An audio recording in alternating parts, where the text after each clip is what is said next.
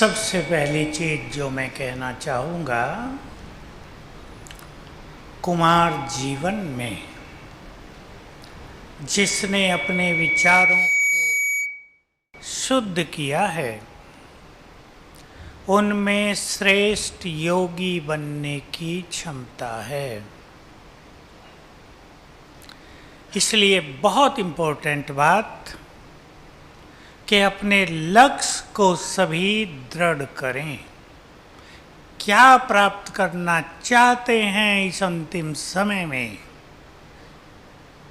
सभी अब भी सोच लें, नहीं तो शांति से सोच लेना। क्या पाना है? पवित्र बनना, भारत को महान बनाने में, दैवी स्वराज की स्थापना करने में बहुत बड़ा योगदान है। सब मुरलियों में सुनते हैं रोज। लेकिन इस पवित्रता को बहुत नेचुरल बनाना, ये इस संसार से विकारों के अंधकार को दूर करने का तरीका है। एक एक पवित्र आत्मा बहुत बड़ा काम करती है। ये अगर आप मुरलियों का गहरा अध्ययन करें तो पता चलेगा कि पवित्रता कोई छोटी सी चीज नहीं है। ब्रह्मचर्य पालन करना, उसके आगे के जो स्टेप्स हैं, जब हम किसी महान लक्ष्य को लेकर उसकी ओर चलते हैं, अब ध्यान से सुन लेना। आपने पूरी तरह अपने को डेडिकेट कर दिया, समर्पित कर दिया किसी महान लक्ष्य को पाने के लिए, तो क्या होगा? ब्रेन की, मन की, बुद्धि की सारी शक्तियां एकाग्र होकर आपको वहां पहुंचाने में लग जाएंगी।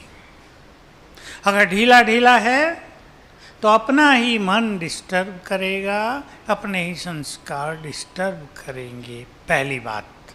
दूसरी, जो मार्ग हम सभी ने चुना है, आपने चुना है, अपने से बातें करेंगे। एक बार इस मार्ग पर कदम रख दिया तो इसमें पूर्णता को प्राप्त करना ही है। करना है या नहीं? ये एक बुद्धिमान और शक्तिशाली मनुष्य की पहचान है कि जहां चल पड़े तो आखिर तक पहुंचकर ही दम लेंगे। इससे बहुत सारी निगेटिव चीजें नष्ट हो जाती हैं। और इसी में आजकल की जो माया है, हो सकता है आपके प्रश्न भी आए हों। आजकल की माया तो आप जानते हो ना, सबकी जेब में भी पड़ी है वो।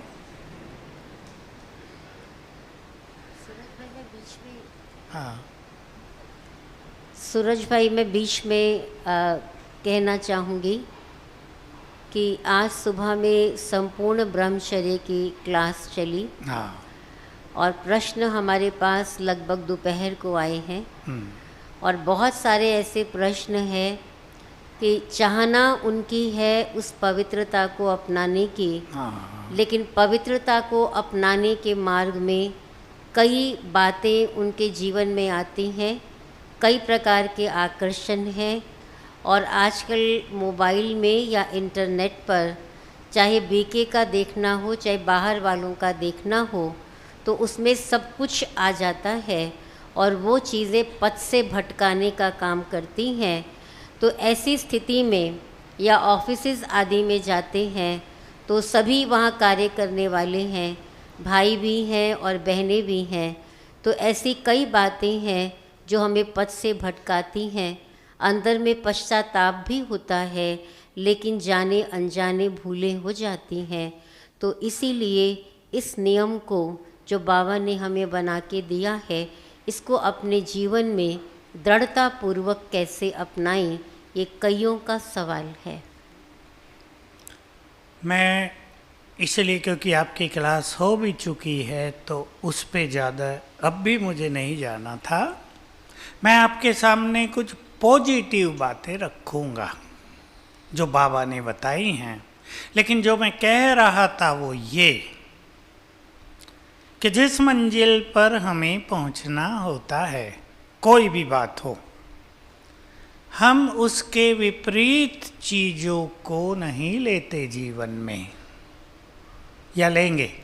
आप में से जो स्टूडेंट हैं अभी भी, यदि आपको बहुत हायर परसेंटेज लानी है किसी एग्ज़ाम में, तो आप में से बहुतों ने किया होगा, तो इधर उधर नहीं कुछ पढ़ते, ठीक है ना। जो रिलेटेड बातें हैं, आपको हायर कंपटीशन दे रहे हैं, उसमें आपको सफल होना है। कई कुमारों ने आईएएस का दिया है, कई पीसीएस का देते हैं, कहीं आजकल जो और बहुत सारे चल रहे हैं, गेट, जी और बहुत सारे एग्ज़ाम देते हैं, तो उस पे पूरी तरह फोकस कर देते हैं ना। तो एक चीज़ है कि प्योरिटी के मार्ग में इम्प्योरिटी की जो चीज़ें हैं उनमें हमारी रुचि न हो। जब रुचि नहीं होती तो अगर चित्र भी ऐसे वैसे नेट पर या कहीं आते हैं तो वो हमें अफेक्ट नहीं करेंगे। लेकिन मैं इससे पहले आप सभी के लिए जो कुछ जोड़ना चाहता हूँ, पवित्रता ऐसी चीज भी नहीं है कि आप रिजेक्ट कर दें, मुझे ये नहीं देखना है। आपके साथ ऑफिस में अनेक तरह की स्त्री पुरुष लड़कियां, कोई फैशनेबल, कोई कैसे काम करते हैं। अब आप कैसे कहेंगे इनको देखना ही नहीं है, इनसे बात नहीं करनी है, वो आपकी ऑफिसर ही हो। इस सब से भी ऊपर हमें अपने को योग की शक्ति से इतना स्ट्रांग बनाना है कि हमारे चारों ओर आग जल रही हो पर सेक हमें ना आए। यही तो स्थिति है ना। हम डर कर कैसे जिएंगे? डर के जीना तो पवित्र आत्माओं को शोभा भी नहीं देता। पवित्रता माना हम बहुत शक्तिशाली बन गए। मैं अपनी बहनों को देखा करता हूँ, कहीं कहीं बहनें कहीं भी अकेली जाती बहुत डरती हैं, और कुछ बहनें सारा संसार घूम लेती हैं अकेला। हमारी प्योरिटी हमारी कमजोरी नहीं, हमारी प्योरिटी हमारी शक्ति है। इसलिए अपने अंदर योग का बल सभी बढ़ाएंगे। ज्ञान का भी रस, मुरली का भी रस, कुमारों में जो नेगेटिव चीज आती है, मिसिंग फैक्टर है, वो है मुरली सेंटर में जाकर न सुनना। ठीक है, आपने पढ़ लिया, आ गई आपके मोबाइल में भी, आप संतुष्ट हुए कि हमने पढ़ ली, पर आप सब जानते हैं हम कैसे पढ़ते हैं उन मुरलियों को काम उतारने के लिए। मैं भी सुनता हूँ रोज अपने मोबाइल पर मुरली, और फिर क्लास में जाके सुनता हूँ। मैं देखता हूँ कि क्लास में जाके जो गहन पॉइंट्स मिलती हैं वो आप ही सुनने में नहीं मिल रही हैं। क्लास में जाके जो सुंदर रस प्राप्त हुआ है वो अलग से सुनने में नहीं हुआ है। तो मुरली सुनना, केवल ज्ञान सुनना है, इसके लिए हम नहीं जा रहे हैं। हमें वो 1 घंटा सुख पाना है, प्रभु मिलन करना है। ये मुरली मिलन है। भगवान हमसे बात करता है, वो भाषण नहीं करता, अपने बच्चों से बात करता है, कुछ कहता है, कुछ याद दिलाता है। मुरली का रस और योग का रस। बहुत सवेरे नहीं उठ पाते, मैं हाथ नहीं उठवाऊंगा, या उठवा दूं? बहुत कुमार सवेरे नहीं उठ पाते, कहते बाबा अगर ये सवेरे उठने का नियम छुड़ा दे तो हमें कोई दिक्कत नहीं। बहुत भारी लगता है, 4 बजे ही तो गहरी नींद आती है, तभी बाबा कहता है मेरे लाडलो जागो। लेकिन वो हमें शक्ति देने के लिए, हमारी पालना करने के लिए, हमें बहुत बल प्रदान करने के लिए सवेरे का नियम बनाया है उसने। हम इसमें दृढ़ हो जाएं तो हम जितने अच्छे योगी बनेंगे उतना ही ये मार्ग सरल हो जाएगा। तो पवित्रता को जबरदस्ती पालन करना कि प्रतिज्ञा कर ली है अब उसको पालन करना ही है, ये एक स्थिति है।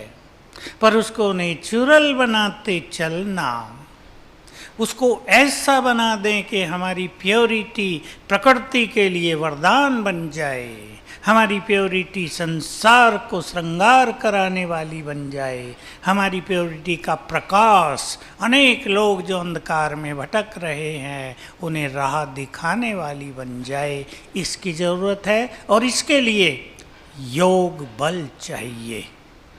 मैं पहले ही आपको एक बात कह देता हूँ जो कईयों के प्रश्नों के उत्तर के लिए होगी।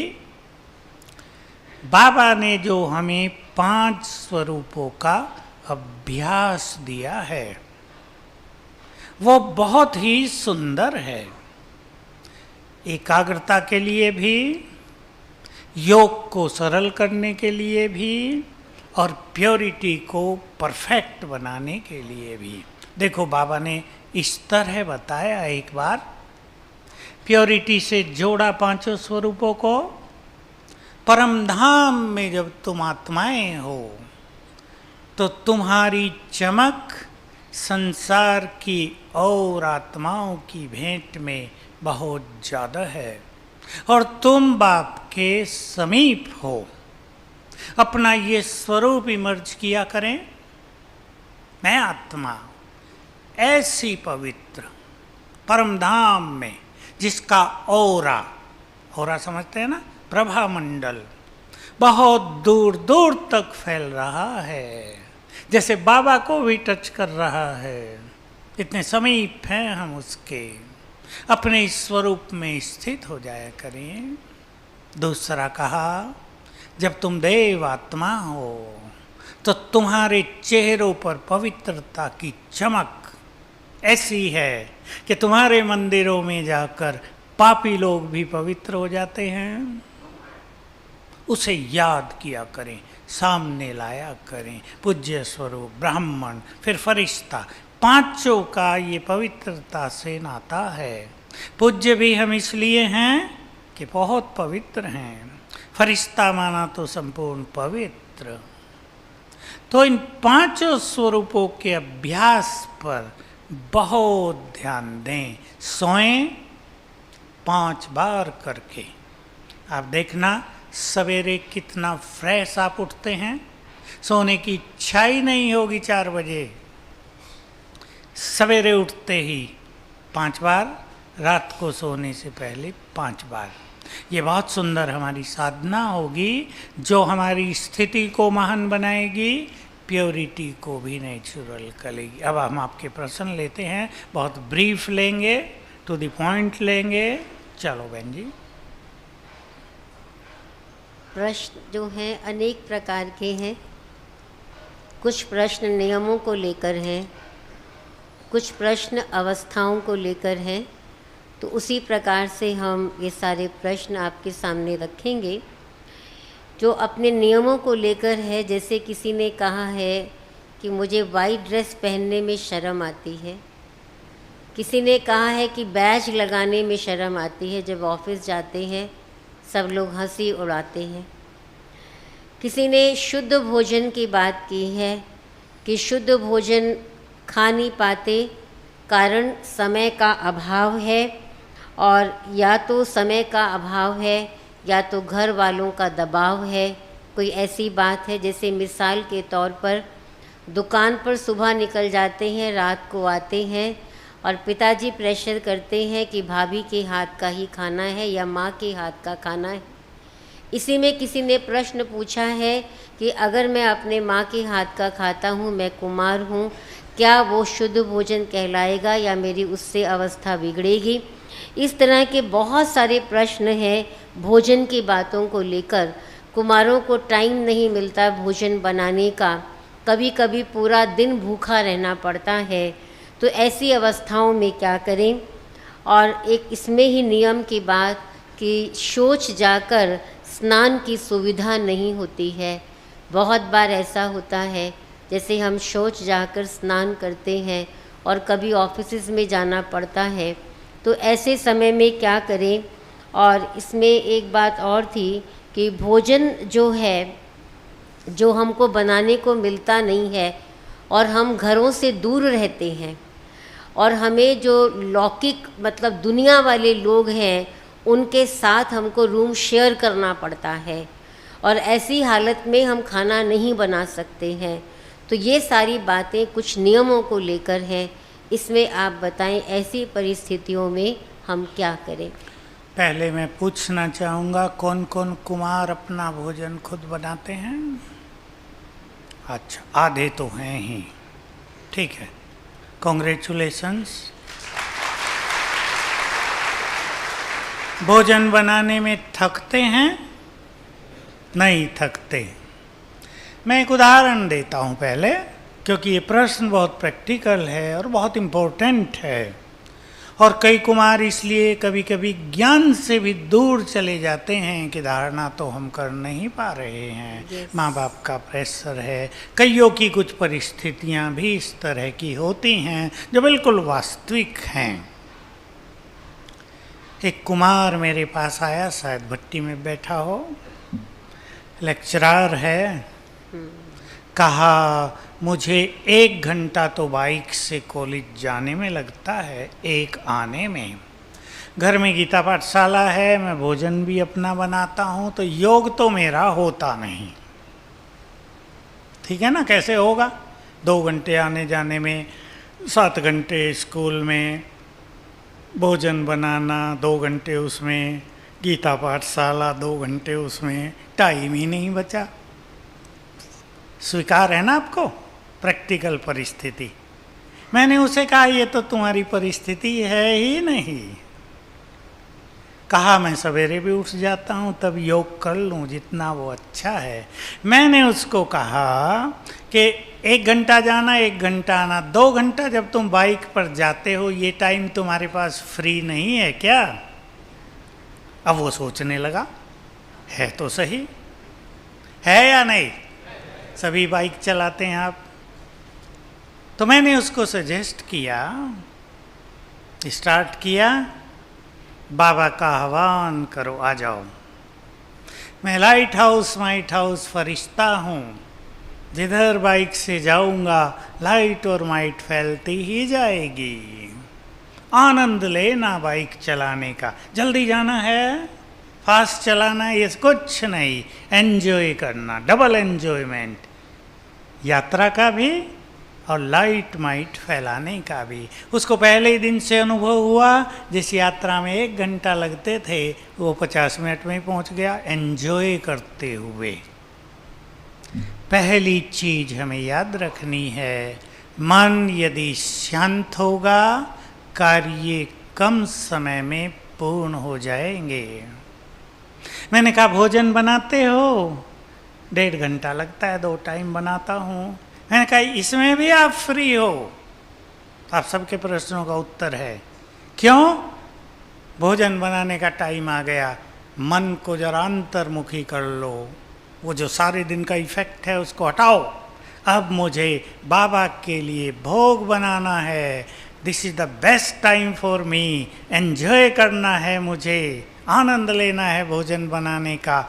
गीत बजा लो, कोई क्लास चला लो, आनंद लेते हुए बाबा को याद करते हुए भोजन बनाओ। 1.5 घंटा ये भी आपका योग हो जाएगा। हो गया? हो गया उसका। पढ़ाते हुए कितने पीरियड लेने पड़ते हैं? 5। मैंने कहा इसमें भी आप बहुत अच्छा योग करें। जाते ही सभी स्टूडेंट्स को आत्मा देखो एक बार, ये सभी चमकती मणियाँ बैठी हैं, इनमें से कई देवकुल की आत्माएं हैं। अपने को एक स्वमान में स्थित करो, एक स्वमान ले जाना रोज का, और 10-20 सेकंड के लिए बाबा की किरणें आ रही हैं ऊपर से। हर पीरियड में ये 3 प्रैक्टिस करना, 1 हफ्ते में उसका जीवन आनंदित हो गया। उसने कहा मैं तो बिजी हूं ही नहीं। Change your mentality. हम बहुत बिजी हैं, हमारे पास टाइम नहीं है। हमें दादी जान की कहा करती थी, उनके शब्द थोड़े से पावरफुल होते हैं ना, कि जो मुख खाना जानता है, जिस हाथ से मुख पे भोजन जाता है, वो हाथ भोजन बना क्यों नहीं सकते? बना सकते हैं ना। तो इसको काम न समझो। अब रही बात ये कि किसी को भाभी के हाथ का खाना, किसी को माँ के हाथ का खाना, ये प्रश्न दादी प्रकाश मणि के पास भी आया था बहुत साल पहले, 40 साल हो गए होंगे। कुमारों की ऐसी भट्टी मधुबन में हुई थी, तब तो थोड़े से आते थे, 100 से कम। तो कई सारे प्रश्न कुमारों ने इसी तरह दिए थे। तो दादी ने कुमारों को माँ के हाथ के खाने की छुट्टी दी थी। भले ही प्योरिटी इम्प्योरिटी की बात अलग है, लेकिन उसमें माँ का प्यार और भावनाएं बहुत भरी होती हैं, जो भी निगेटिविटी है उसको समाप्त कर देती हैं, वो नेग्लिजिबल होता है। लेकिन जब भी आप भोजन खाएं, ऐसा ये कभी नहीं भूलना है कि भोजन को दृष्टि देकर बाबा का भी आह्वान करेंगे और 7 बार संकल्प करेंगे, मैं परम पवित्र आत्मा हूँ। और आँखों से ये विजन बनाएंगे, आँखों से पवित्र किरणें, गोल्डन किरणें भोजन में समा रही हैं। इससे भोजन में कोई भी इम्प्योरिटी होगी वो समाप्त हो जाएगी। मिलिट्री वाले, पुलिस वाले, उनका भी ये प्रश्न होता है, आप में से कोई हो मिलिट्री में, उनका भी ये प्रश्न रहता है। तो बाबा साकार में भी उनको ये छुट्टी देते थे। बाबा तो इतना ही कहते थे, दृष्टि दे के खाओ, पर वो दृष्टि से प्योर वाइब्रेशंस हम भोजन को देंगे। आपको प्रेशर में नहीं रहना है। मैं बिल्कुल ओपनली बात करूँगा ये। अगर आपके ऊपर प्रेशर है, बाप कहता है नहीं तुम्हें ये भोजन खाना ही है, तो उसको आप मेन इशू न बनाएं। क्योंकि मुख्य बात अपनी स्थिति को श्रेष्ठ रखना, अपने योग अभ्यास को पावरफुल बनाना, संबंधों को श्रेष्ठ करना, इस पर है। कई कुमारों की ये समस्या होती है। अब वो दुकान पे जा ही रहा, सवेरे उठते ही एक कुमार का फ़ोन मुझे आता रहता है। जब भी मैं फ़ोन खोलता हूँ उसका आ ही जाता है। उसकी यही समस्या, 8 बजे दुकान पर जाता हूँ, 10 बजे आता हूँ, मैं छोड़ देना चाहता हूँ, मैंने बाप को कह दिया है मुझे संन्यास लेना है। अब वो रोने लगते हैं कहता हिमालय में जाऊँगा मैं तो कहते हैं नहीं अच्छा तुम यहीं रहो, थोड़ा कम काम कर लो इम्पोर्टेंट बात जो बिल्कुल हम सभी को अपने अनुभवों से सिद्ध भी करनी है और प्रैक्टिकल में लानी है, जितना स्वमान में रहेंगे आपका परिवार, आपका फादर भी आपको सम्मान देगा। आप में से कई कुमार ऐसे होंगे जिनका माँ बाप, जिनका परिवार ये कहते हैं कि हमारे घर में ये महान आत्मा है। कई कुमार आप में से बैठे होंगे, मेरे पास तो आते हैं, माँ बाप कहते हैं, लड़कियों के लिए कहते हैं, ये छोटी लड़की 10वीं क्लास में हमारे घर में देवी है, हम इसे कभी भी शादी के लिए कहेंगे नहीं। स्वमान में रहो, सम्मान आपके पीछे पीछे चलेगा। मैं आपको 2-4 स्वमान बता देता हूँ, उनकी आप प्रैक्टिस करना और ये आपकी बहुत समस्याएं हल हो जाएंगी। आपको आपके परिवार वाले ये भी कहेंगे आप जो चाहें करें, आप हमारे घर की ब्यूटी हो, हमारे घर का श्रृंगार हो, आप हैं तो हमारा भाग्य उदय है। पहला, मैं एक महान आत्मा हूँ। बिल्कुल इस गुड फीलिंग में आए, मैं महान हूँ, रटने की बात नहीं। 2-3 बार भी इसको अपनी गुड फीलिंग में, फीलिंग माना स्वीकार करना, मैं महान हूँ। दूसरा, मैं पवित्रता का फरिश्ता हूँ। तीसरा, मैं विजयी रत्न हूँ। चौथा, मैं मास्टर सर्वशक्तिवान हूँ। और 5वां, मैं विश्व कल्याणकारी हूँ। सुमान तो बहुत हैं, किसी का भी आप अभ्यास कर सकते हैं, और भी कुछ ले सकते हैं। मैं मास्टर ज्ञान सूर्य हूँ। इनका अभ्यास बहुत करने से ऑफिसों में, बिजनेस में आपके वाइब्रेशंस दूसरों की ओर जाएंगे, दूसरों के आपको नहीं आएंगे। कोई कितना भी डर्टी व्यक्ति आपके ऑफिस में बैठा हो, उसकी चित्त की वृत्तियां शुद्ध हो जाएंगी। सबको एक्सपेरिमेंट करना है। आप अपने ऑफिस में बैठते ही 2-3 बार याद कर लेना, मैं पवित्रता का फरिश्ता हूँ। ये सभी बहुत अच्छी आत्माएं ऑफिस में बैठी हैं। 1-2 बार बीच में कर लेना, आप देखेंगे आपको लोग उसी नज़र से देखने लगेंगे। ये बहुत सूक्ष्म गति है और ये बहुतों ने अभ्यास किए हैं, अनुभव किए हैं। मेरे पास ऐसे कुमार आते हैं जो कहते हैं मैं इंजीनियर हूँ और ऑफिस में ऐसा डर्टी माहौल है, मैं छोड़ देना चाहता हूँ नौकरी, मुझे प्योरिटी चाहिए, नौकरी नहीं चाहिए। हमने उनको ये प्रैक्टिस कराई, जल्दी ही सब कुछ ठीक हो गया। जल्दी ही 7-7 दिन में, 10-10 दिन में सब कुछ ठीक हो गया। लोग उनका सम्मान करने लगे और ऐसी अच्छी स्थिति हो गई कि उनके सामने कोई सिगरेट भी नहीं पीता, उनके सामने कोई ऐसी वैसी गंदी बातें भी नहीं करता। तो ये समाधान होगा प्रैक्टिकल आपकी इस समस्या का। सभी आ गए बहन जी? इसके साथ एक और बात है जो कईयों ने लिखी है कि हमें घर से बाहर जाना पड़ता है, 8-10 दिन बाहर है, वर्क प्रेशर बहुत है, टाइम हमको मिलता नहीं है, खाना बनाने की कोई जगह ऐसी नहीं होती है, और वहाँ तो माँ भी नहीं है तो भाभी भी नहीं है बनाने वाली, तो फिर खाना बनाए कैसे और 8-10 दिन भूखे रहना। इसमें ऐसे करना है, देखिए बाबा का जो ज्ञान है और राजयोग का जो मार्ग है उसमें ऐसी कोई कट्टरता नहीं है। ऐसा बहुत सब लोगों का है, अपने बिजनेस वर्क से, ऑफिस वर्क से बाहर जाना पड़ता है। जैसे मैंने कहा वैसा ही आप करें। वैष्णव भोजनालय हैं, जैन भोजनालय हैं, वहाँ से भोजन लेकर, दृष्टि देकर, बाबा का आह्वान करके 7 बार संकल्प करें, मैं परम पवित्र आत्मा हूँ।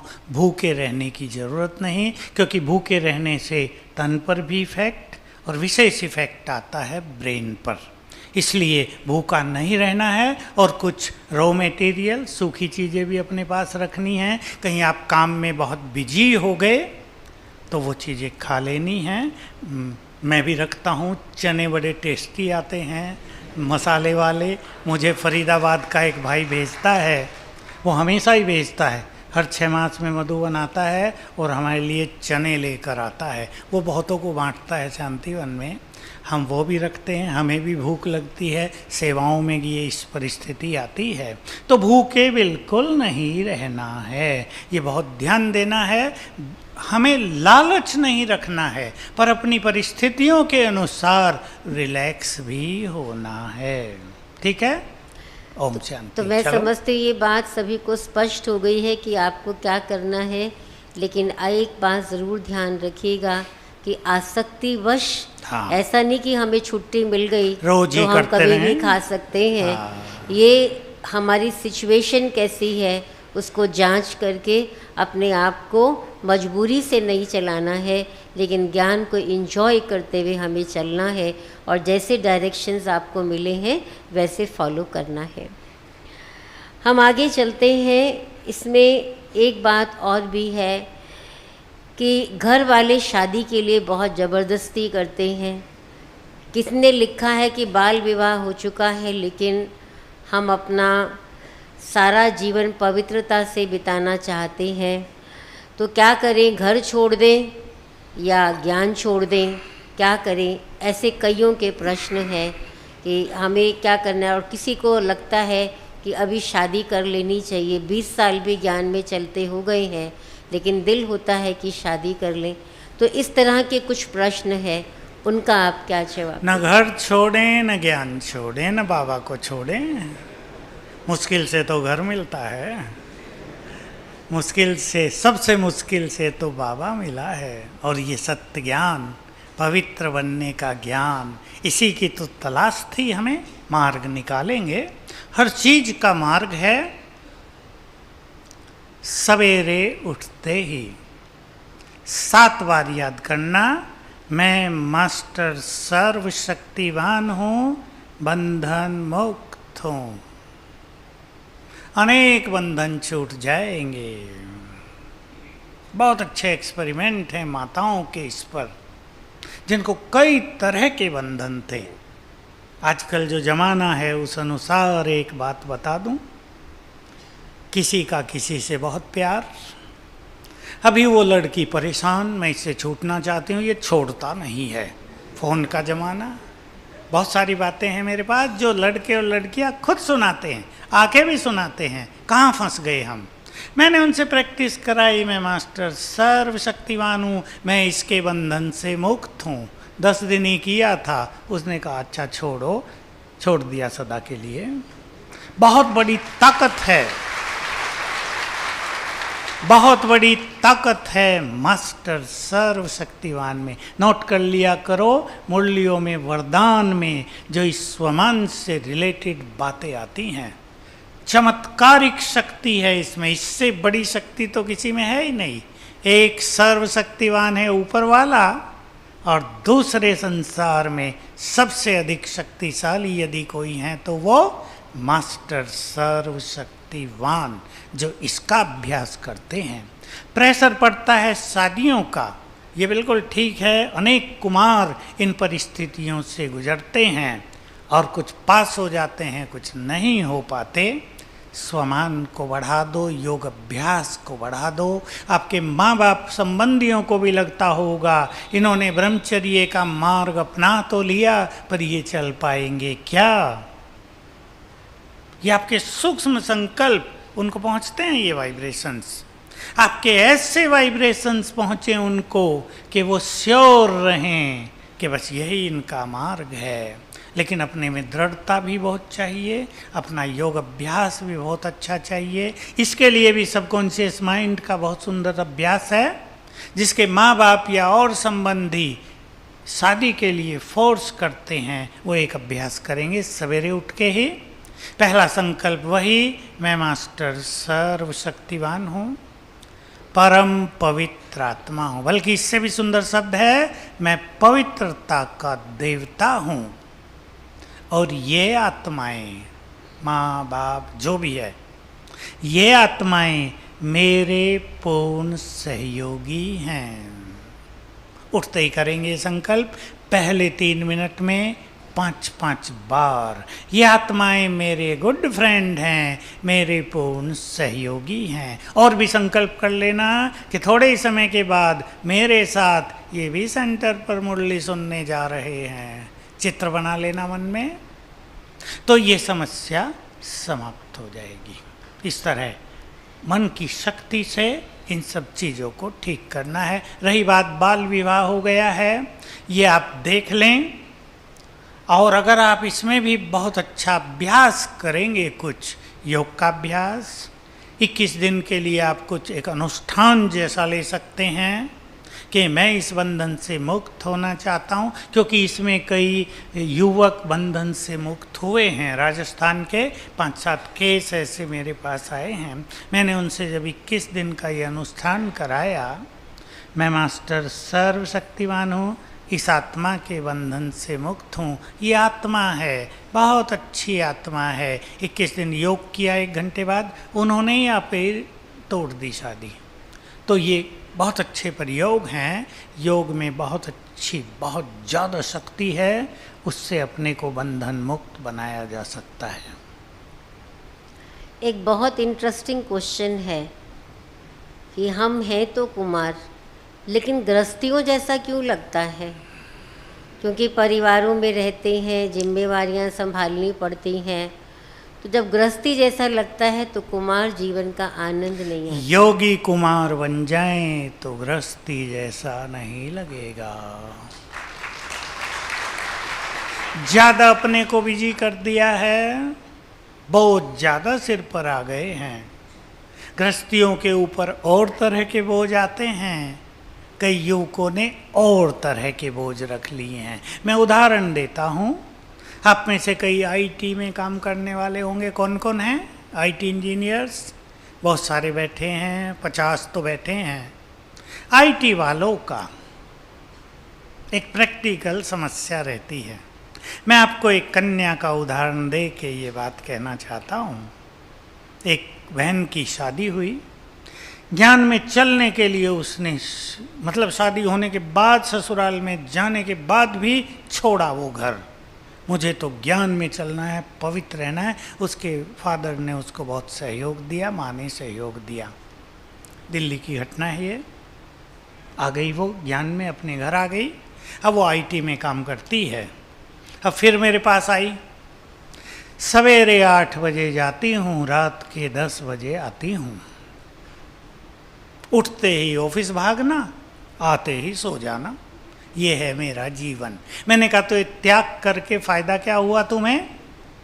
तुम्हारा त्याग मेमोरियल, रिमार्केबल त्याग, इतना बड़ा त्याग कि साहूकार घर है कि तुमने सब कुछ छोड़ दिया, और सब कुछ छोड़ने के बाद तुमने अपने को बैल बना दिया है। बन गई ना गृहस्थी। मैंने उसे कहा कितने पैसे मिलते हैं? 1 लाख। पैसे चाहिए थे क्या तुम्हें? नहीं, मेरा बाप तो कहता छोड़ो ये नौकरी, जिसके लिए तुमने ये त्याग किया है वही जीवन अपनाओ। अब बहुत रिलैक्स किया उसको।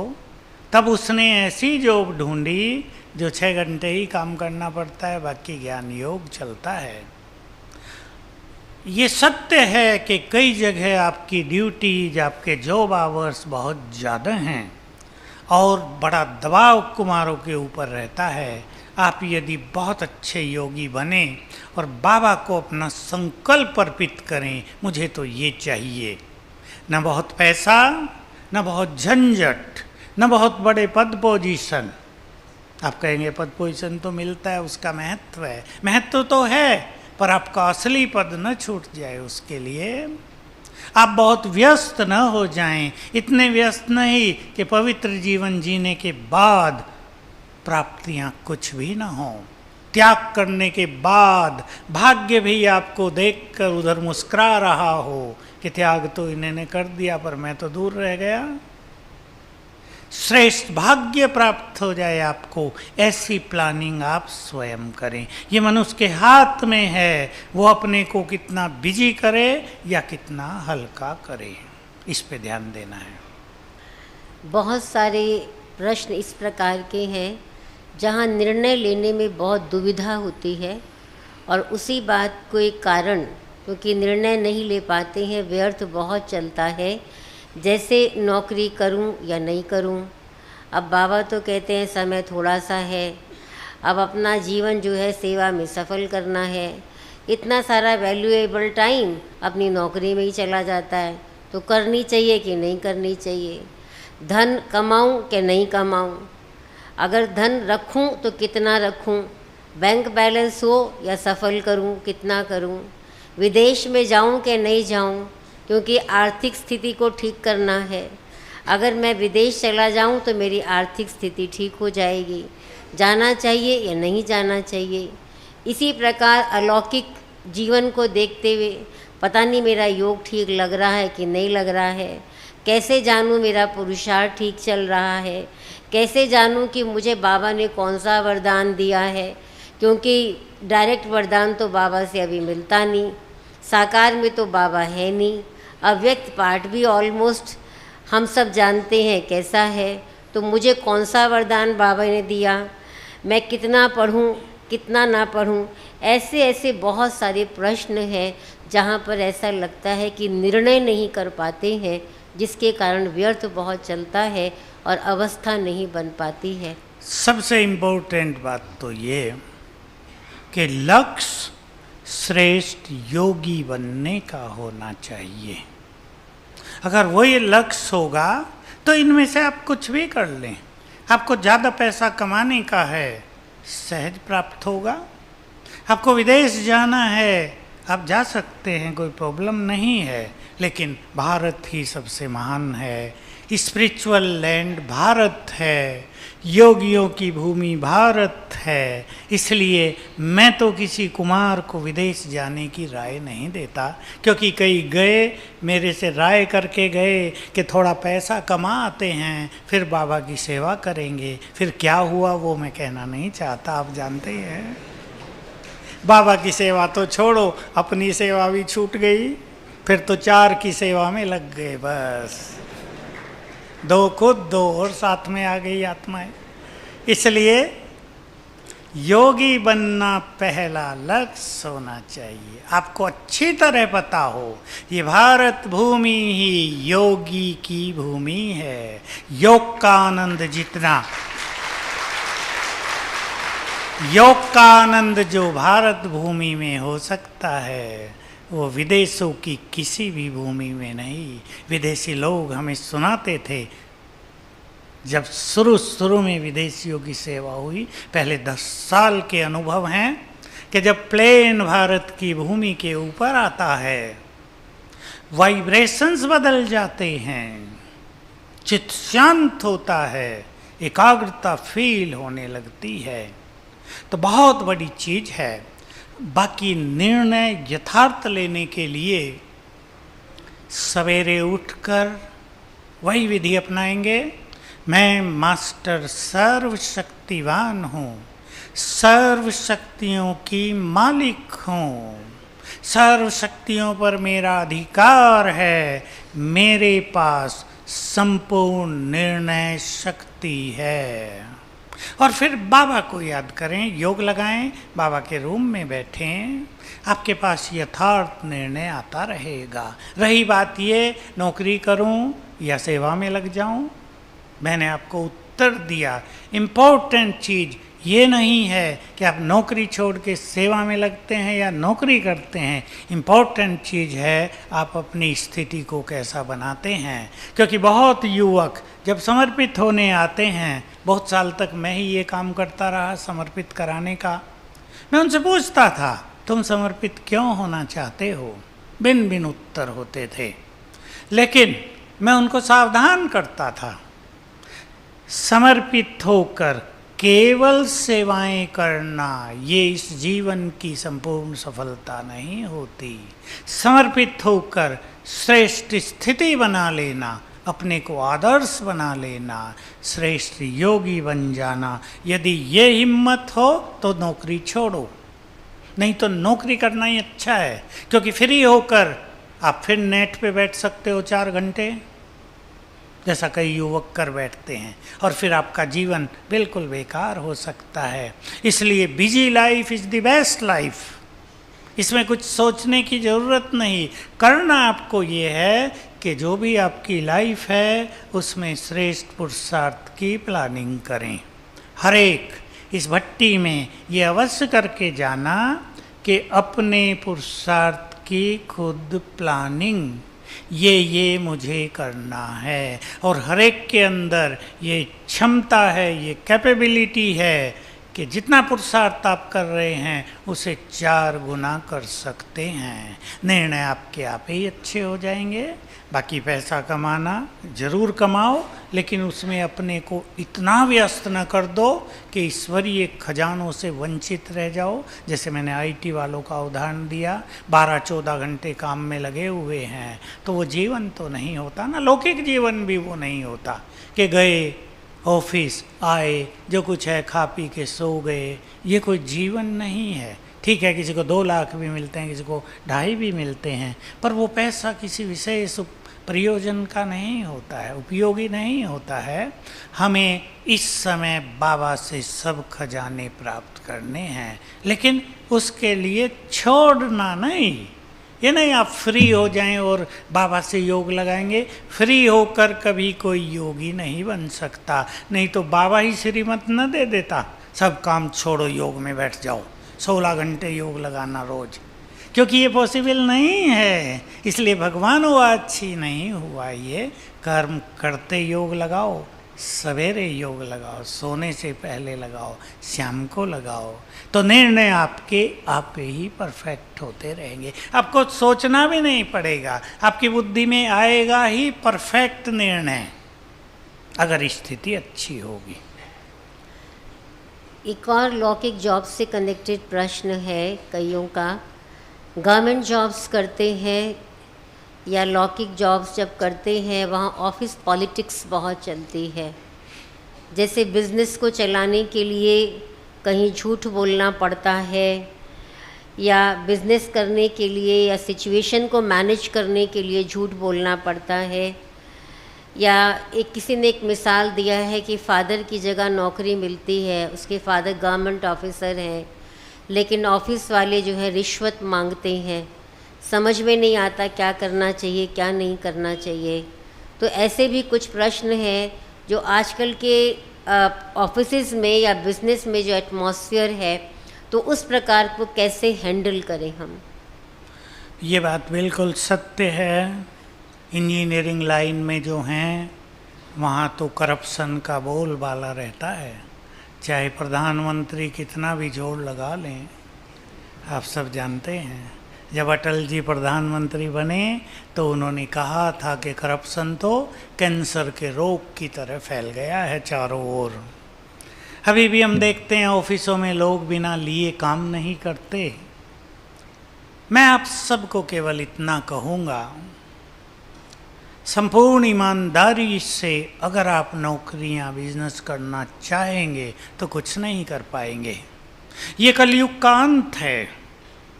हमें इसी में इसी के अनुसार अपने को आगे बढ़ाना होगा। इशारे में समझ जाना मेरी बात। कई लोग प्रश्न पूछा करते हैं, बिल्कुल ओपनली बता रहा हूँ आपको, हमारे यहाँ भी और बाहर भी, जो चालाक लोग हैं, जो तेज तराक हैं, जो बड़ों के आगे पीछे घूमते हैं, जो इधर उधर की बातें ज़्यादा करते हैं, वो आगे निकल जाते हैं। हम भोले भाले योगी, हम सत्य के मार्ग पे चलने वाले, हमें कोई पूछता ही नहीं।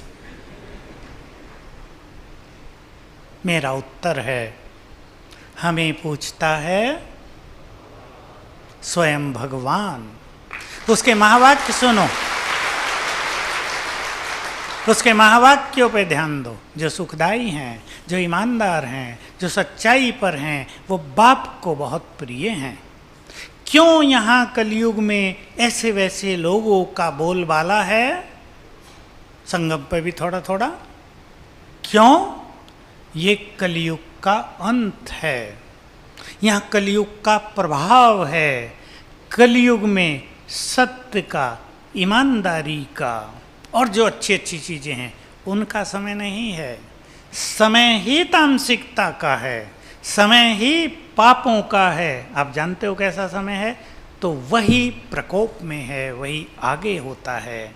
इसलिए हमें उससे थोड़ा डिटैच रहकर अपनी स्थिति को इतना महान बनाना है। मैं तो ये कहता हूँ आप सबको, अपने को इतना ऊंचा उठा दो कि संसार आपको देखने के लिए ऊपर को नज़र करे, आपको किसी की ओर देखना न पड़े। अपने विचारों को इतना महान बना दो कि आपके विचारों का अनुसरण करे सारा संसार। आने वाली पीढ़ियां, आपकी मृत्यु हो जाएगी लेकिन आपके विचारों की मृत्यु कभी नहीं होगी। अपने को महान बनाना है, इसलिए ये सब कुछ चल रहा है। मैं सुनता हूँ बहुत भाइयों को, बहनों को भी जो ईमानदारी से चलते हैं, उन्हें कितना कष्ट होता है ऑफिसेज में, प्रमोशन रुक जाता है उनका, सब खेल बदल जाता है। तो जैसे मैंने आपको इशारे में कहा, अब रात हो तो हमें रात के अनुसार ही चलना पड़ेगा ना। या हम अंधेरे में भी दौड़ेंगे तो गिरेंगे, ठोकर खाएंगे, गड्ढे में आ जाएंगे। इसलिए कलयुग की काली रात है। जैसे अपनी स्थिति अच्छी रहे, स्थिति भी न बिगड़े, काम भी न बिगड़े, खेल भी न बिगड़े। नहीं तो लोग कहते हैं पैसा भी जाता है, बुराई भी मिलती है, टेंशन लेके घर आते हैं, क्या फ़ायदा। इसलिए रात के अनुसार अपने कदम आगे बढ़ाने हैं, अपने निर्णय लेने हैं, कार्य व्यवहार को आगे बढ़ाना है। ठीक है ये बात? रात है ये। सूरज भाई मैं कुछ कहूँ इसमें? हाँ बिल्कुल, आप भी, आपको कोई अच्छा विचार आए तो बोल दिया करो। कहते हैं कि ये जो कलयुगी दुनिया है ये कांटों का जंगल है। आप कितने कांटे, कांटों की शैया है ये, और कांटों की शैया से आप कितने कांटे निकाल निकाल के बाहर फेंकेंगे। बेस्ट तरीका है कि आप जूता पहन लो। बहुत अच्छी बात है ना। और मुझे एक ही बात याद आती है, ONGC के GGM ड्रिलिंग ग्रुप, बहुत बड़ा उनका ग्रुप होता है, उनकी प्रमोशन थी। और ये जो ONGC है पेट्रोलियम मिनिस्ट्री से कनेक्टेड होती है, उनकी प्रमोशन थी। और ये जब प्रमोशन होती है आपको मालूम है कैसे होती है। जब वो मिनिस्टर के पास गए तो उन्होंने उसको लिविंग वैल्यूज़ की किताब दे दी, जो हमारी लिविंग वैल्यूज़ की किताब है।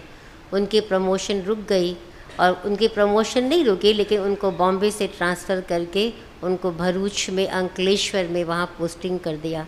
उन्होंने कहा कुछ नहीं, हर्जा नहीं है, मैं अपने ईमान को नहीं छोड़ूंगा, लेकिन अगर मेरी प्रमोशन होती है तो भी ठीक, नहीं होती है तो भी ठीक।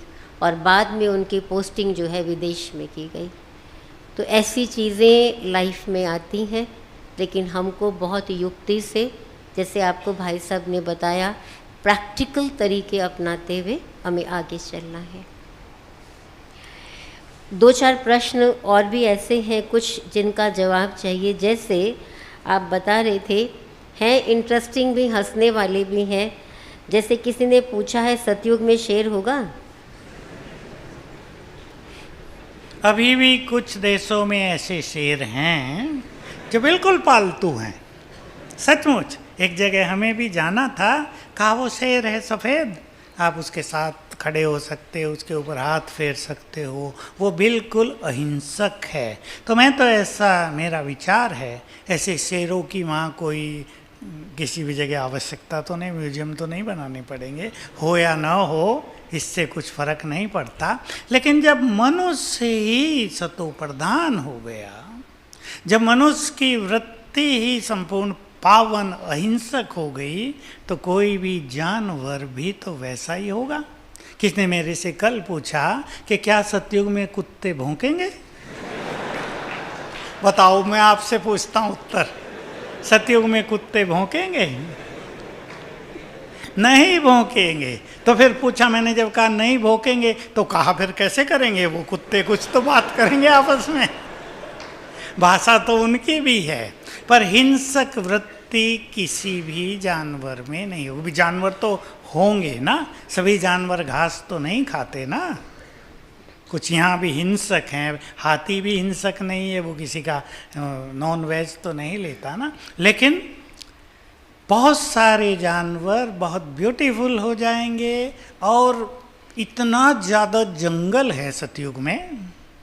अब देवता तो बीच में रहते हैं ना, बाकी सब इतना फॉरेस्ट, ब्यूटीफुल फॉरेस्ट है, आकर्षक फॉरेस्ट है कि उसमें कितने जीव जंतु रहेंगे, देवता उनकी खोज तो नहीं करेंगे ना। वहाँ कोई ये रिसर्च डिपार्टमेंट तो होता नहीं, कितने शेर बचे हैं, कितने टाइगर बचे हैं, कितने बंदर बचे हैं। सूरज भाई एक और फनी क्वेश्चन है। हाँ। वो ऐसा है कि लक्ष्मी नारायण तो परफेक्ट है, फिर शादी क्यों करते हैं? अच्छी बात है, परफेक्ट ने शादी की दूसरे परफेक्ट से, दोनों ही परफेक्ट है ना, क्योंकि संतान उत्पत्ति के लिए नर नारी का होना आवश्यक है। अभी वो टॉपिक यहाँ नहीं है, बाबा ने साकार में ही कुछ बातें उसके लिए इशारों में बता दी थी, जो अब मुरलियों में नहीं हैं। क्योंकि जब से विदेशी सेवा हुई तो विदेशी लोगों की मेंटलिटी थोड़ी और तरह की होती है, तो वो चीज़ें थोड़ी सी अलग कर दी गई थी। क्योंकि बच्चों का जन्म बिना स्त्री पुरुष के नहीं होगा। ठीक है, वहाँ विकार नहीं है, ये सब सिस्टम नहीं है जो आज है, पर संतान उत्पत्ति के लिए स्त्री पुरुष का होना आवश्यक है। और ये मैरिज आदि का कुमार सोचते होंगे जब लक्ष्मी नारायण ही करते हैं तो हम क्यों ना करें, यही सोचते होंगे ना, इसलिए प्रश्न उठाए। हमारी भी शादी हो रही है, लेकिन परमात्मा से, जो परम प्रियतम है, जो सबसे अधिक प्यारा है, जो साथ निभाने वाला है, उससे हमारी पूरा वो हमारा कंपेनियन है, पूरा साथी है। और संगम युग पर इसकी डिमांड है कि अनेक बाबा के बच्चे पवित्रता का प्रकाश संसार में फैलाएं।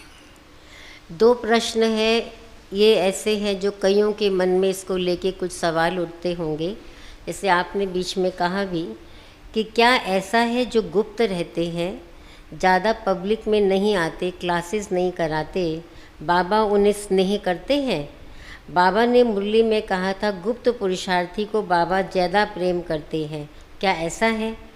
और दूसरा प्रश्न इससे एक और है कि जिन बाबा के बच्चों ने ना साकार की पालना ली ना अव्यक्त की पालना ली, वे 108 की माला में कैसे आ सकते हैं?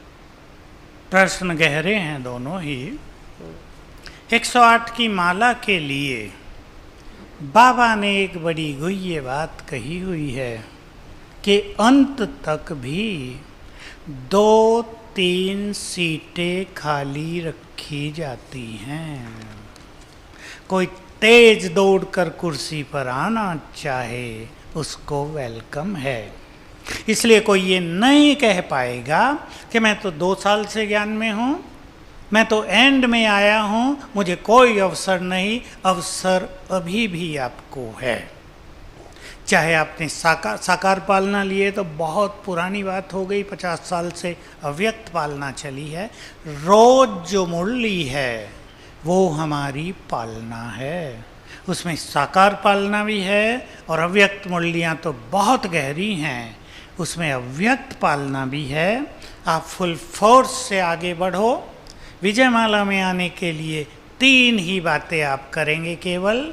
8 घंटा योग, संपूर्ण निरहंकारी, बहुत सुंदर प्योरिटी, बस इससे आपका नंबर विजयमाला में आ जाएगा। पहला क्वेश्चन क्या था? पहला ये था कि जो गुप्त हैं, इतने पब्लिक में नहीं आते हैं। देखिए, बाबा तो उन्हें प्यार करता है, मैं अभी भी सोचता हूँ, और ये सत्य है क्योंकि मैंने खुद देखा है। कई बाबा के गुप्त बच्चे महान योगी हैं ब्राह्मण परिवार में, उसमें कुछ माताएं भी हैं, उसमें कुछ कन्याएं भी हैं, कुछ कुमार भी हैं, कुछ अधर कुमार भी हैं, कुछ बहुत गरीब भी हैं, तो पैसे वाले भी हैं। एक माता मेरे पास आई, उसका चेहरा चमकता था। मैंने उससे पूछा, योग अच्छा लगता है? नॉर्मली लोग समस्या लेके आते हैं, बहुत सारे लोग फ़ोटो निकालने ही आते हैं। तो मैंने उससे पूछा, योग अच्छा लगता है या मैं कुछ बताऊं? कहा नहीं, मेरा बहुत अच्छा योग लगता है। तो मैंने कहा तुम 8 घंटे योग किया करो। 8 घंटे क्यों, मैं तो 12 घंटे करती हूँ। और मैंने देखा, मैंने उसके चेहरे से, उसके हाव भाव से, उसके नज़रों से देखा कि उसका योग निश्चित रूप से बहुत सुंदर है। एक छोटी आयु की माता आई, मुश्किल से 30 साल के आसपास होगी, लगन लिए हुए मुझे निरंतर योग की स्थिति तक पहुंचना है, और लगी हुई है। तो कई गुप्त योगी हमारे इस महान यज्ञ में हैं, और जो श्रेष्ठ स्थिति वाले होते हैं ना, वो ज़्यादा दिखावा नहीं करते, वो गुप्त ही रहना पसंद करते हैं। वो मान शान के पीछे भी नहीं भागते, वो स्टेज पर भी ज़्यादा नहीं अपने को दिखाते, क्योंकि उनकी महान तपस्या उनको संतुष्ट रखती है अंदर में। ये बहुत सूक्ष्म बात है। उनको मान अंदर में मिलता रहता है स्वमान के द्वारा, उन्हें बाबा का प्यार मिलता रहता है। बाबा तो उन्हें प्यार करते हैं जो बहुत निर्मल हैं, जिनको भोले कहता है बाबा। बाबा का उन्हें बहुत प्यार मिलता है जो सच्चाई के मार्ग पर हैं। सच्चाई माना सच्ची स्थिति में रहने वाले। बाबा का प्यार उन्हें मिलता है जो सभी आत्माओं को प्यार की नज़र से देखते हैं। बाबा का प्यार उन्हें मिलता है जो उसके यज्ञ के लिए कुर्बान रहते हैं, जो उसके कार्य को संपन्न करने में बिल्कुल बलिदान कर देते हैं अपने को, जो उसकी आज्ञाओं पर चलते हैं। बाबा का प्यार तो अनकंडीशनल है, सबके लिए है, लेकिन आत्माएं वो ज़्यादा ग्रहण कर लेती हैं जो इन सब बातों में हैं। योगी ही बाबा को सबसे अधिक प्रिय हैं।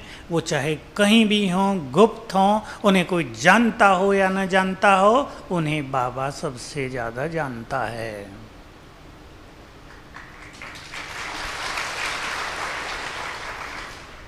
बहुत सारे प्रश्न पुरुषार्थ को लेकर है।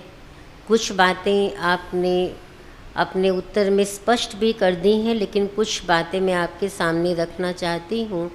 जैसे कईयों ने लिखा है हम समर्पित होना चाहते हैं, क्या करें? हम विजय माला में आना चाहते हैं, और जो समर्पित होना चाहते हैं ज़्यादातर वो पढ़ रहे हैं। और किसी ने कहा मैं विजय माला में आना चाहता हूँ। कोई समय से पहले पुरुषार्थ करना चाहते हैं। तीव्र पुरुषार्थ क्या है? विजय माला में आने का कौन सा पुरुषार्थ है? योग में ज़्यादा समय कैसे रहें? शुद्ध संकल्पों को कैसे बढ़ाएं? एकाग्रता का अभ्यास कैसे करें? ऐसी कुछ बातें पुरुषार्थ को लेकर है। और विशेष एक और कि अमृत वेले और मुरली के समय बहुत नींद आती है या सुस्ती आती है, तो इन सब की बातों को लेकर हम पुरुषार्थ क्या करें, ये इनके प्रश्न। पहले मैं लास्ट प्रश्न ले लेता हूँ। जिनकी आयु छोटी है उनको नींद 8 घंटे चाहती है, मिनिमम 7 घंटे, उससे कम नहीं। इसलिए अगर वो नींद का त्याग करते हैं ज़्यादा, तो वो तब सोएंगे जब प्रभु जी से अमृत की बरसात हो रही हो। इसलिए अपनी नींद को भी ठीक कर लेना चाहिए। कई युवकों को ज़्यादा लगन लग जाती है, रात को 11 बजे सोएंगे, सोचते हैं 3 बजे उठ जाएं। लगन तो अच्छी है, पर 4 घंटे की नींद आपको पर्याप्त नहीं होगी। फिर वो आपको सुलाएगा शरीर, जैसे ही आत्मा रिलैक्स होगी सो जाएंगे आप। इसलिए अधिकतर भाई बहनों, क्योंकि आपको अनेकों को दिन में रेस्ट नहीं मिलता, रात की नींद आपकी 6 घंटे हो जानी चाहिए। तो आप हेल्थ वाइज, ब्रेन वाइज, मानसिक रूप से हेल्दी रहेंगे। किसने मेरे से अभी पूछा, मेरे पास एक अदर कुमार आया कि भाई मैं 4 बजे उठता हूँ, उसके बाद बहनों ने कहा सोना नहीं चाहिए, मैं नहीं सोता, तो 11 बजे ऑफिस में नींद आने लगती है और मैं कुर्सी पे बैठे बैठे सो ही जाता हूँ, रहा नहीं जाता। अब क्या करें, नींद ऐसी होती है। कहावत है ना, नींद न देखे टूटी खाट, वो तो आती ही है। कहा मैं सो जाता हूँ। ऑफिस वाले मजाक करते हैं, चले हैं योगी बनने, ऑफिस में सोते रहते हैं। कहा मैं क्या करूँ? तो मैंने उसे कहा, रिलैक्स किया, कोई बात नहीं, बहनें भी ठीक कहती हैं सोना नहीं चाहिए, लेकिन उन्हें ये तो नहीं पता ना कि आपको दिन में क्या क्या काम है। इसलिए आप 4 से 5 योग करके भले ही 1 घंटा रेस्ट कर लो, फिर अपने तैयारी करो मुरली में जाने की, अपने काम पर जाने की, थोड़ा रिलैक्स करेंगे। इस तरीके से समर्पित होने की जो बात है ये ऐसी है, जिन्होंने भक्ति में भगवान को कहा था जब तुम आओगे हम बलिहार जाएंगे। अब उनके मन में तो इच्छा होती ही है, अब भगवान आया है चढ़ जाएं बलि, होती है इच्छा। मैं इसको अप्रिशिएट करता हूँ। लेकिन आप छोटी आयु के हैं, आप अभी स्टूडेंट हैं, जल्दीबाजी में कुछ नहीं करेंगे। आप मन से अभी अपने को समर्पित कर दो बाबा को। हमने भक्ति में कहा था, अब हम अर्पित हैं तुमको और मैं आपको। बिल्कुल सच्ची बात है, आप ये पाएंगे आगे चल के। मुझे क्लियर विजन है, 5 साल में ही इस संसार में सेवा की सुनामी आ जाएगी। इसलिए जिनको भी समर्पित होने की इच्छा है वो स्वतः ही सेवाओं में लग जाएंगे। किसी को कहने की ज़रूरत नहीं पड़ेगी, आपको पैसे की भी ज़रूरत नहीं पड़ेगी, पैसे देने वाले बहुत आ जाएंगे। लो सेवा करो, नौकरी नहीं करो, लो हम देते हैं आपको, जितना मिलता है उससे डबल ले लो, लगो सेवाओं में। ऐसा सुंदर समय आ रहा है। अभी तो 10-12 लाख मुश्किल से ब्राह्मण हुए, 12 लाख भी हुए छोड़ जाते हैं। कुमार बहुत छोड़ गए बाबा को, मुश्किल से भगवान मिला था उसको फट से छोड़ दिया। छोड़ना नहीं है, क्योंकि सुंदर समय, अति सुंदर समय ब्राह्मणों के लिए गोल्डन डेज, डायमंड डेज आ रहे हैं। इसलिए अपने को मजबूत रखना है। तीव्र पुरुषार्थ की जहाँ तक बात है, मैंने आपको कहा अपनी अपनी दिनचर्या के अनुसार अपने पुरुषार्थ की प्लानिंग करो। एक ही प्लानिंग पर सब नहीं चल सकेंगे। एक ही सड़क सबका मार्ग नहीं हो सकती। अपना मार्ग खुद बनाओ। इसलिए अपनी प्लानिंग खुद करो। देखिए प्लानिंग में क्या है, हर एक की पुरुषार्थ करने की क्षमता अलग, सब एक जैसा नहीं कर सकते ना। हर एक की शरीर की शक्ति अलग, हर एक की बुद्धि की शक्ति अलग, हर एक का परिवार का, काम धंधों का, वातावरण का सब अलग अलग है। उस अनुसार आपको खुद चिंतन करना है कि मैं अच्छे से अच्छा पुरुषार्थ ये कर सकता हूँ। अब मैं आपको 5-7 बातें बता देता हूँ, आप फास्ट गति से लिख लें। किसी कर्म में आप ये अभ्यास करेंगे, मैं आत्मा इस देह में अवतरित हूँ। आप सब जानते हैं बाबा की इम्पोर्टेंट पॉइंट है, मैं आत्मा इस देह में अवतरित हूँ। तो किसी कर्म में आप अभ्यास करेंगे, संकल्प करें, ज़्यादा सोचेंगे नहीं कि अनुभव तो हो नहीं रहा। कई लोग ये सोचते हैं, अनुभव को एक तरफ रख देना, प्रैक्टिस करते रहना, अनुभव स्वतः ही आएंगे। किसी दूसरे कर्म में मैं आत्मा स्वराज्य अधिकारी हूँ।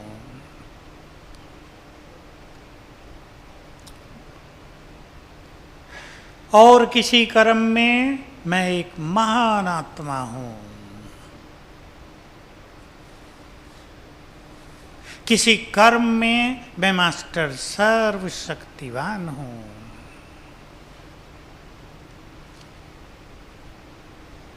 कभी मैं विजय रत्न हूँ, ये आत्मा से संबंधित बात। कभी मैं पवित्रता का फरिश्ता हूँ। बहुत सुंदर अनुभव होगा। मैं आप सभी को सजेस्ट करूँगा, रात को सोने से पहले और उठते ही पानी को इसी स्वमान से चार्ज करके पिएंगे। पानी को दृष्टि देंगे गिलास में, 7 बार संकल्प करेंगे, मैं पवित्रता का फरिश्ता हूँ या परम पवित्र आत्मा हूँ। फिर पानी पिएंगे, आपकी नींद अच्छी होगी, स्वप्न प्योर हो जाएंगे, जो तामसिकता नींद में आती है वो नष्ट हो जाएगी। और 5 स्वरूपों का अभ्यास करके ही सोना है।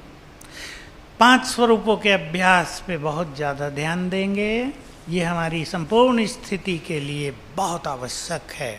अब योग के कुछ इंटरेस्टिंग प्रयोग। एक चीज़ बाबा ने कभी बहुत पहले सुनाई थी, मैं भी ऐसी जनरल क्लासेस में कभी नहीं सुनाता हूँ, आज सुना रहा हूँ। अभ्यास करेंगे। मेरे लेफ्ट साइड में ऊपर ब्रह्मा माँ है, उनके मस्तक से शीतल किरणें आ रही हैं। 10 सेकंड। मेरे राइट साइड में ज्ञान सूर्य शिव बाबा है ऊपर, उनसे शक्तियों की किरणें आ रही हैं। 10 सेकंड। और ये क्रम चालू करो। 10 सेकंड ब्रह्मा माँ से शीतल किरणें, तो 10 सेकंड शिव बाबा ज्ञान सूर्य से शक्तियों की किरणें। योग में आपको मजा आ जाएगा। योग में हमें इंटरेस्टिंग प्रैक्टिस चाहिए। पसंद है? कभी अभ्यास करना। सर्वशक्तिवान शिव बाबा ऊपर से नीचे आ रहे हैं, देखना बहुत सुंदर विजन। ऑल माइटी अपनी तेजस्वी किरणें फैलाते हुए नीचे आ रहे हैं और आ गए मेरे सिर के ऊपर, छत्र छाया बन गए। कुछ देर, जरूरी नहीं आप इसमें 20 मिनट बैठो, आधा घंटा बैठो, आप 1-1 मिनट करो, 3-3 मिनट करो, जितनी जिसको एकाग्रता हो आराम से उतना कर लो। एक बहुत अच्छी ड्रिल करेंगे आप। मैं आत्मा यहाँ से परमधाम की ओर चली, जैसे बाबा खींचने लगा है मुझे, सबसे पावरफुल मैग्नेट पहुंच गई बाबा के पास। उसके वाइब्रेशंस मिलने लगे मुझे। कुछ देर, 1 मिनट, मैं 1 मिनट कह रहा हूँ ताकि आपको इजीनेस हो। फिर वापस आ गई मैं आत्मा देह में। 10 बार कर लो आना और जाना, बहुत पावरफुल प्रैक्टिस हो जाएगी। एक प्रैक्टिस जिसका बहुत आनंद आपको आएगा। अलग अलग जगह समय पर ये सब करेंगे, कर्मों में कर सकते हैं, बीच में थोड़ा टाइम निकला 1-2-3 मिनट उसमें कर सकते हैं। बहुत सुपीरियर एक्सपीरियंस, सुपर फीलिंग। मैं सूक्ष्म लोक में हूँ। बिल्कुल ये प्रैक्टिस करें आप जाने की। कुछ कॉम्प्लिकेटेड नहीं, बस जैसे मैं यहाँ हूँ, ऊपर हूँ, सफ़ेद प्रकाश से सामने ब्रह्मा बाबा है। ब्रह्मा बाबा का बहुत डिवाइन रूप देखेंगे। केवल जैसा चित्र है वैसा नहीं, अंग अंग से डिवाइन किरणें फैल रही हैं। बहुत बहुत तेजस्वी स्वरूप। मस्तक में ज्ञान सूर्य चमक रहे हैं। अब जो विशेष अनुभव करना है, बाबा मुझे दृष्टि दे रहे हैं। दृष्टि लें बाबा से। और आप में से जो कर सकें, मैं तो कहूँगा सभी कुमार करें। बाबा से दृष्टि लेकर 1 मिनट, 1 मिनट सारे संसार को दृष्टि दें। वहीं से, जैसे ग्लोब को दृष्टि दे रहे हैं, या वहीं से हमारी किरणें जा रही हैं नीचे की ओर, सारे संसार को मिल रही हैं। बहुत सुखद फीलिंग होगी। फिर जो प्रश्न किया था वो रह गया था, वरदान। अब अभ्यास करेंगे। बाबा ने मस्तक पर तिलक लगाया और मुझे वरदान दिया। अब ये आपके ऊपर है, आप क्या चाहते हैं उससे। मैं 5-7 बातें सुना रहा हूँ, उसमें से 1, 2, 3 ले लें आप और उन्हें स्वीकार करेंगे। ये वरदान मुझे वरदाता परम सद्गुरु से मिल गया। बाबा ने मस्तक पर तिलक लगाया और कहा, बच्चे श्रेष्ठ योगी भव। कहा, विघ्न विनाशक भव। तीसरा कहा, मास्टर दुखहर्ता भव। चौथा कहा, विजयी भव। 5वां कहा, एकाग्र चित्त भव। सफलता मूर्त भव। चुन लें आपको एक, विश्व कल्याणकारी भव। एक में मास्टरी कर लें तो ऐसा समय आ रहा है। और प्रश्न तो नहीं बहन जी? एक सम्मान का एक क्वेश्चन था, उसमें ये था कि हम सम्मान का जब अभ्यास करने बैठते हैं ना, तो उस समय करते हैं, लेकिन बाद में ऐसा लगता है कि जो समर्पित हैं, जो सेंटर पर रहते हैं, जो सेवा ज़्यादा करते हैं, वो हमसे ज़्यादा बेहतर हैं, हम कम बेहतर हैं। और बार बार ऐसा लगता है। ठीक है, तो मैं आपको कह रहा था ऐसा समय आ रहा है। ज्ञान सरोवर में पिछले 1-1.5 साल पहले बाबा ने संदेश दिया था, तब से मुझे ये बात क्लिक की हुई है। अब अपने वरदानी रूप से सेवा प्रारंभ करो। हम मुख से सेवा करते ही हैं, तन मन धन से करते हैं, बड़े बड़े प्रोग्राम करते हैं। वरदानी रूप क्या है? मान लो आपने स्वीकार कर लिया, बाबा ने मुझे वरदान दे दिया, तुम विघ्न विनाशक हो। अब डिपेंड करेगा कि आपने उसे सचमुच स्वीकार कर लिया, आप उसके नशे में, उसकी फीलिंग में रहने लगे, आपको विश्वास हो गया, बाबा से मुझे ये वरदान मिल गया है। बढ़ाओ इसको बहुत, रोज अभ्यास करो इसका। ऊपर गए, बाबा ने तिलक दिया और वरदान दिया, बच्चे विघ्न विनाशक भव। तो क्या होगा आगे चल के?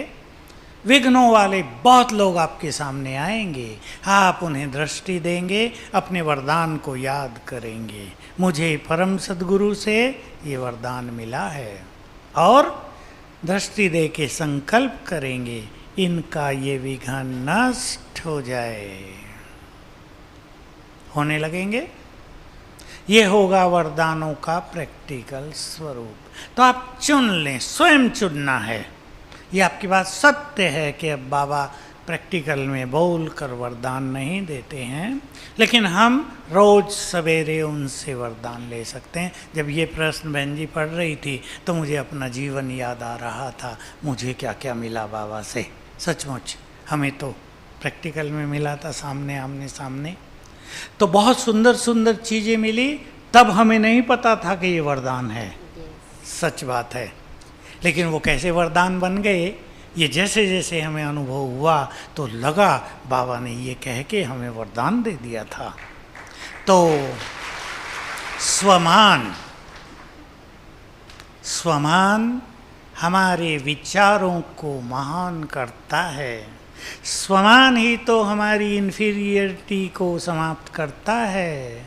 इन्फीरियर कॉम्प्लेक्स कई रहते हैं, हीन भावना, मैं तो कुछ भी नहीं हूँ। ये समर्पित लोग बहुत आगे हैं, और कई समर्पित वाले सोचते हैं हमसे तो पुरुषार्थ ही नहीं हुआ, ये दूसरे आगे हैं। ये चलता रहता है संसार में, पर आगे वो है जो श्रेष्ठ स्वमान में स्थित है। स्वमान से अपनी ऊंचाई को बढ़ाओ। आप बहुत गरीब हैं, आप छोटी सी नौकरी करते हैं, लेकिन आप स्वमान में हैं, मैं इस संसार का पूर्वज हूँ, आपकी ऊंचाई बढ़ती जाएगी। आप स्वमान में हैं, मैं विश्व का कल्याण करने वाला हूँ, आपकी ऊंचाई बढ़ती जाएगी। लोग आपको देखकर अपने स्वमान में स्थित हो जाएंगे। इसलिए ये कभी नहीं सोचना है जो भगवान के बच्चे बन गए वो महान हैं, वो बहुत भाग्यवान हैं। इस इन्फीरियर कॉम्प्लेक्स में अपने को नहीं लाना है, इतना सुपीरियर कॉम्प्लेक्स में नहीं जाना है कि ईगो बढ़ जाए। स्वमान ईगो को समाप्त करने वाला है। मैं लास्ट एक बात आपको सुनाना चाहता हूँ, बहुत सुंदर। मैंने तो इसका बहुत आनंद लिया है। मैंने अपने जीवन में यही किया है कि जो बाबा कहता गया, अव्यक्त बाबा विशेष, वो मैं साथ साथ करता था। तो बाबा की गाइडलाइन से सब कुछ सुंदर होता गया, और यही तरीका है। आप अव्यक्त मूल्यों की स्टडी करते रहें, उनमें बहुत सुंदर श्रीमत हैं, योग के अभ्यास हैं, स्वमान की बहुत सारी बातें हैं, उन पर आप चलें। एक दिन में नहीं कुछ होता, सालों साल हमें अभ्यास करने पड़ते हैं। तो वो सुंदर बात है, और इसका सब फायदा उठाएंगे। तुम प्रभु पालना में पल रहे हो। बाबा ने एक दिन सीन दिखाया था दादी को। सवेरे दादी जाती थी, गुलजार दादी ध्यान में, ऊपर देखा तो बाबा से किरणें फैल रही हैं नीचे जैसे सारे संसार में। कुछ देर ये सीन चला, फिर बाबा ने कहा, बच्ची, बाबा रोज सवेरे शक्तियों की सकाश अपने सभी बच्चों को देते हैं। सवेरे का समय परमात्मा पालना का समय है, मैं अपने बच्चों की पालना करता हूँ। तो कहा मुरली में, तुम परमात्मा पालना में पल रहे हो, बहुत भाग्यवान हो। सवेरे तुम्हें बाप उठाने आता है, फिर पढ़ाने आता है, फिर ब्रह्मा भोजन खिलाता है, रात को सुलाने आता है। कोई बच्चा दुखों में आंसू बहाए तो आकर उसके आंसू पहुँचता है। फिर हंसी की बात और नशे की बात कही, वो सुन लो आप। बाबा ने कहा, दुनिया वाले ये सुने तो कहेंगे भगवान इनके लिए खाली बैठा है क्या। और मोस्ट पावरफुल बात है, भगवान ने बोला नशे से, उसको भी तो नशा है ना। तुम उन्हें कह दो, इस समय भगवान हमारे लिए खाली ही बैठा है। फायदा उठा लो, रेड लाइट, चलो अब खाली बैठा है, ले लो जो चाहिए। फील करें बाबा की किरणों की बरसात हो रही है हमारे ऊपर।